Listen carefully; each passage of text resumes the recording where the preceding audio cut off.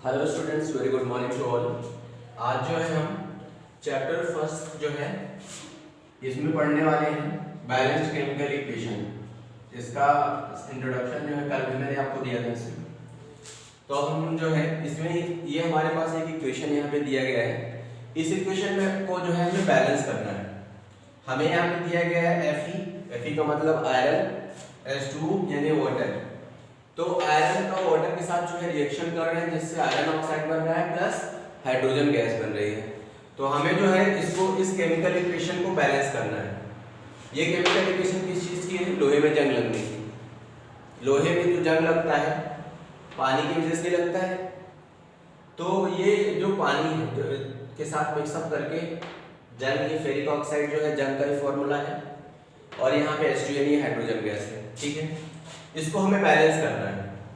Balance करने के लिए लास्ट टाइम भी मैंने आपको बताया था कि लेफ्ट साइड में जितने नंबर ऑफ एटम्स हैं, जो कंपोजिशन है, कंपोजिशन की जो क्वांटिटी है यानी जितने नंबर ऑफ एटम्स हम यूज कर रहे हैं, यहाँ पे यूज हो रहे हैं, उतने ही नंबर ऑफ एटम्स यहाँ पे भी प्रोडक्ट के साथ भी होने चाहिए।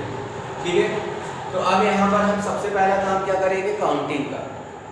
जनरली जब भी हम केमिकल इक्वेशन बैलेंस करते हैं तो हिट एंड ट्रायल मेथड का यूज करते हैं, या इसको simply trial and error method भी बोलते हैं कि हम ट्राई करेंगे, अगर गलती होती है तो वापस से ट्राई करके फिर उसे बैलेंस करेंगे, मतलब बैलेंस ही करना है एक्चुअली। अब यहाँ पर हम कैलकुलेशन चालू करते हैं।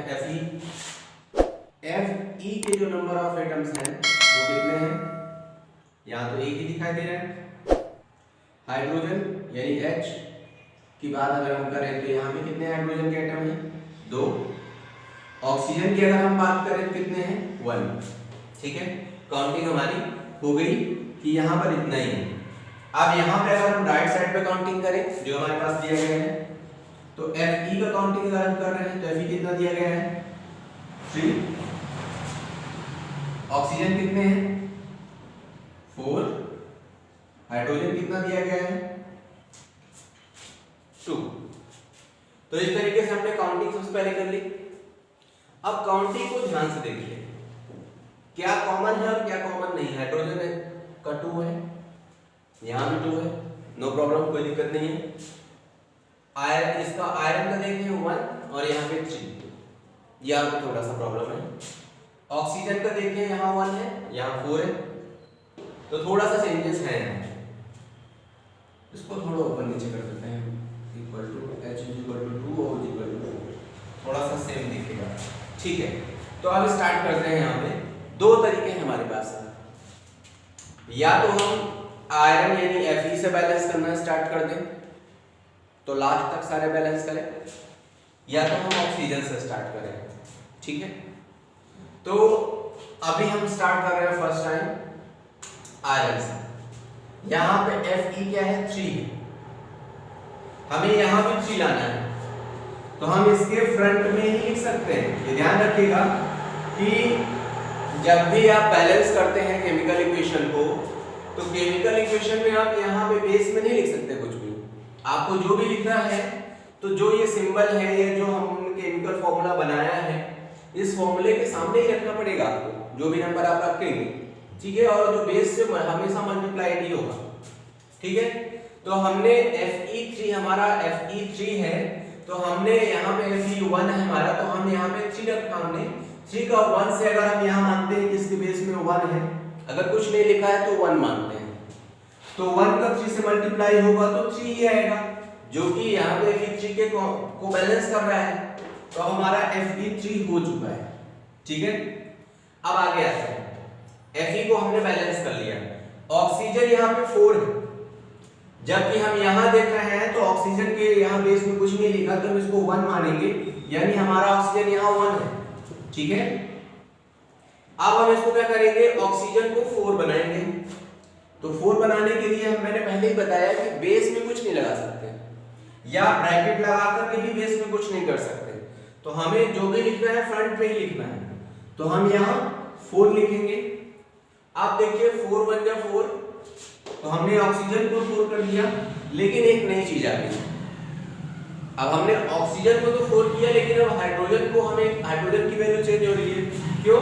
क्योंकि हाइड्रोजन हो गया है 4 2 जा 8, अब ये 2 नहीं रहा, अब ये हो चुका है 8।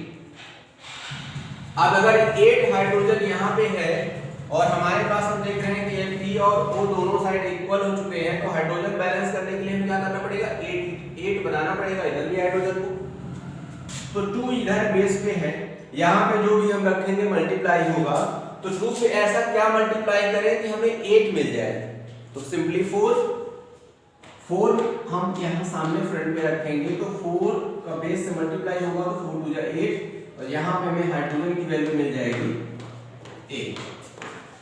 ये तरीका है इसको बैलेंस करने का कि सबसे पहले आपको काउंटिंग आनी चाहिए कि आप एटम्स को काउंट कर सकें। अगर आप एटम्स को सही तरीके से काउंट करते हैं तो आप जब भी इसको बैलेंस करेंगे तो ये केमिकल इक्वेशन गलत नहीं होगा। ज्यादा से ज्यादा यानी 99% श्योरिटी ये है कि इक्वेशंस को बैलेंस करने में कोई भी गलती आपसे नहीं होगी। ठीक है, अब सपोज हमने अभी तक तो मैंने इसको ऐसे बैलेंस किया था, लेकिन अगर मैं इसको ऐसे बैलेंस नहीं करता, अगर मैं स्टार्ट करता ऑक्सीजन से, ये ध्यान रखिएगा कि आप स्टार्ट कहीं से भी करें, अगर आपका तरीका सही है तो आपका आंसर ऑटोमेटिक सही ही आएगा उसमें। अब मैं स्टार्ट करता हूं ऑक्सीजन को बैलेंस करने से। यहाँ पे ऑक्सीजन 4 था, यहाँ 1 था, मैंने यहाँ देखा 4 है तो मैं इसके सामने 4 लिखूंगा सबसे पहले। 4 1 जा 4 बैलेंस हो गया, लेकिन हाइड्रोजन अनबैलेंस हो गया। ठीक है, 4 2 जा 8 हो गया, जबकि इसके पहले वाले जब उसमें नॉर्मली हाइड्रोजन 2 था, तो 4 2 जा 8, तो यहाँ पे भी हम 4 लिखेंगे सामने फ्रंट पे। इस तरीके से हमने इसको कंप्लीटली बैलेंस कर लिया, यहाँ तक बैलेंस है। Fe को बैलेंस करना है, यहाँ Fe3 है, यहाँ 1 है, तो इसके फ्रंट में हम 3 लिख देंगे। तो इस तरीके से ये बैलेंस हो जाएगा, इसमें कोई कंफ्यूजन की बात नहीं है। आप कहीं से भी स्टार्ट करें, अगर आप प्रॉपर तरीके से इसको बैलेंस कर रहे हैं, काउंटिंग सही तरीके से कर रहे हैं, तो आपका आंसर भी बिल्कुल सही ही आएगा। ठीक है, तो ये तरीका था। इसके अलावा एक और एग्जांपल उसके देख लेते हैं।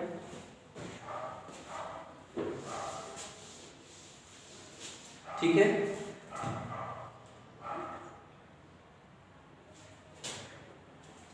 अब हम देखते हैं यहाँ पे CH4 प्लस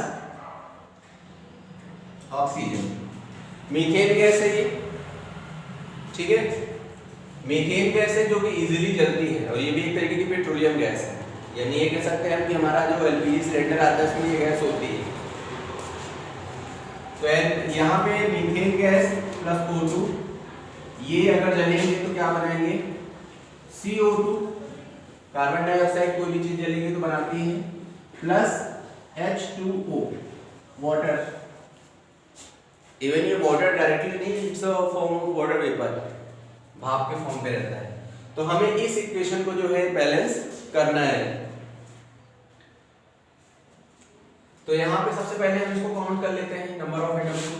कार्बन कितने हमारे 1, इसके बाद हाइड्रोजन 4, ऑक्सीजन 2, तो नंबर ऑफ एटम्स यहाँ काउंट हो गए।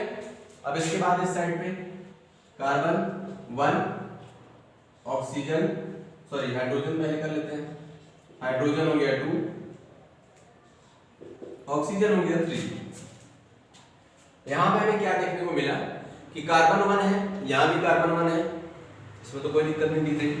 हाइड्रोजन 4 है, यहाँ हाइड्रोजन 2 है, यहाँ पे है थोड़ा सा प्रॉब्लम। ऑक्सीजन यहाँ 2 है, यहाँ ऑक्सीजन 3 है, यहाँ भी थोड़ा दिक्कत है। तो अब इसको हम बैलेंस करेंगे, तो हम हाइड्रोजन से स्टार्ट कर लेते हैं।